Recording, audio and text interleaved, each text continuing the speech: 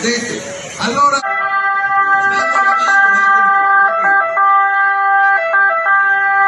attrezzatura particolare, ma soprattutto dentro. Ecco, allora devono salire i pompieri, adesso la facciamo. Non si vede, non si vede.